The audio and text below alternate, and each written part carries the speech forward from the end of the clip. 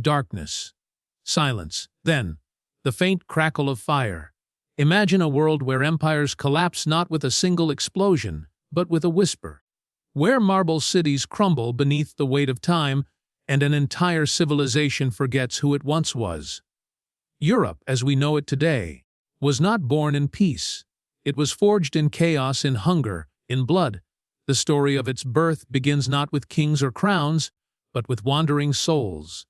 Tribes without homes, searching for survival in the ruins of Rome. The year is lost to memory, but the signs were everywhere. Roads once paved with Roman order now lay cracked and empty. The great legions, the iron heart of an empire, had faded into ghosts. In their absence came the sound of movement, thousands of footsteps, the creak of wagons, the cries of children, the clash of steel. This was no invasion. It was a migration, a tidal wave of humanity that would reshape the world forever. From the frozen forests beyond the Danube came the Goths, tall and grim, fleeing something even darker to the east. They had heard stories of a new power, riders from the edge of the world, swift as thunder, merciless as fire. The Huns. No one knew where they came from, only that when they arrived, the earth trembled beneath their hooves. Villages vanished overnight, fields burned, and those who survived whispered their name with fear. The Goths ran, and Rome, old, tired Rome, opened its gates to them. But mercy soon turned to suspicion. The Romans called them barbarians, unworthy of bread or land. Hunger turned to anger. And one night, in a moment that would echo for centuries, the Goths rebelled. At Adrianople, the empire's army was crushed. An emperor was slain, the first to fall in battle for hundreds of years. The unthinkable had happened. The eternal empire was mortal after all. As the smoke rose from the fields of battle, a truth began to spread like wildfire. Rome could bleed. And when word reached the farthest corners of the world, others began to move. The Vandals crossed the Rhine, tearing through Gaul and Spain before sailing across the sea to Africa. The Lombards came after them, carving their kingdoms from Italy's ruins. The Angles and Saxons sailed to the misty island of Britain, where Roman legions once marched, and laid the foundations for something new. A new people, a new language, a new beginning. But behind them all, still in the distance, the shadow of the Huns loomed larger, led by a man whose name still commands fear.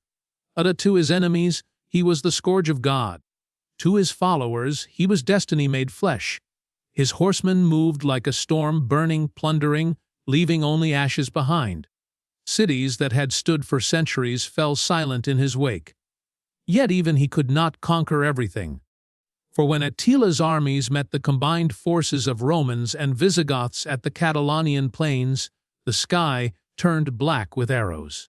Thousands perished, and the great tide of Hunnic fury began to ebb. When Attila died, his empire died with him, swallowed by the same darkness that had once unleashed it. And yet, something strange was happening in the ruins. Out of destruction came creation. As the Great Migration settled, tribes once called barbarian began to build. They learned from what Rome left behind, its roads, its religion, its laws. The Franks in Gaul built a kingdom that would one day become France. The Visigoths ruled Spain. The Ostrogoths took Italy, then yielded it to the Lombards. The Saxons in Britain gave their name to a new land, England. Europe was being born not by design but by survival. Still, this birth was not peaceful. The air smelled of smoke and iron. Warlords became kings, priests became advisors, and every border was drawn with the edge of a sword. Old gods were abandoned, new faiths embraced.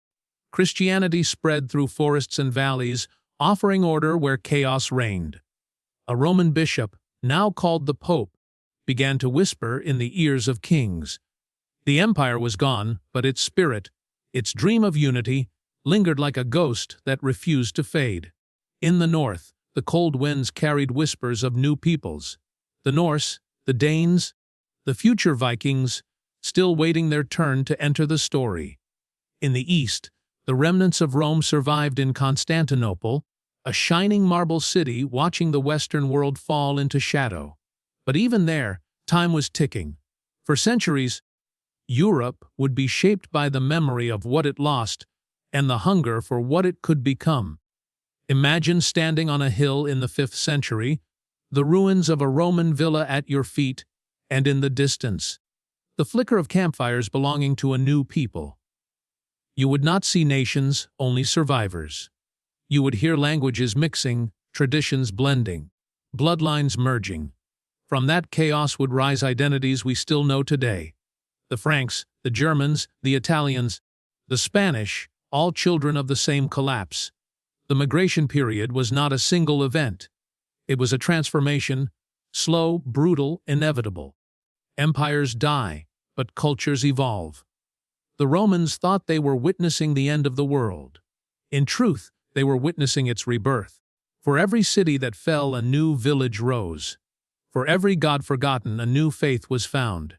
For every road abandoned, a new path was forged through forest and field.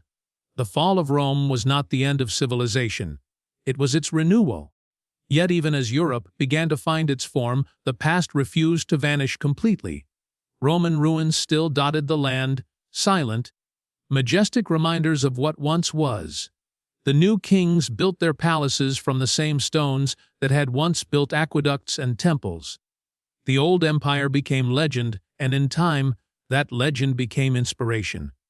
Charlemagne would later call himself the new Roman emperor, centuries after Rome itself had burned. Europe was haunted by its parent, forever trying to live up to a memory that would never return. The migration period was a storm that lasted generations. Families wandered across continents. Children were born on the move, never knowing a homeland. Songs were carried from the Black Sea to the Atlantic, blending into new melodies. Languages mutated, mixed, and multiplied. And somewhere between the ashes of the past and the hope of the future, the identity of Europe was quietly being written.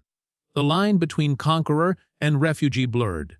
The Vandals who sacked Rome also built cities in North Africa that thrived for decades. The Goths who destroyed the empire also preserved its laws in their own codes. The so-called barbarians did not erase Rome, they transformed it.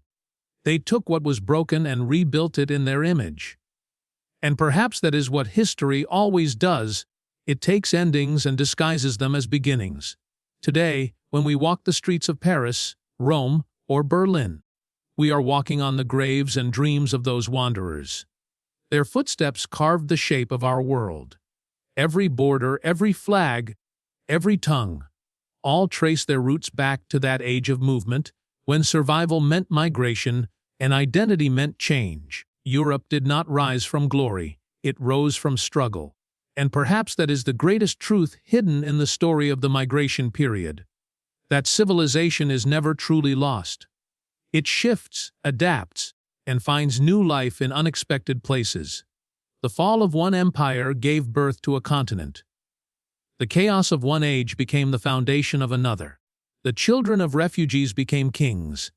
The ashes of Rome became the soil of Europe.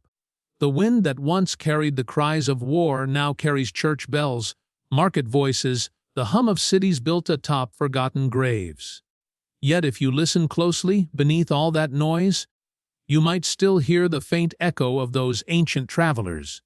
The sound of wheels creaking on an endless road, of horses crossing rivers, of a world being remade step by step. The migration period was not just history.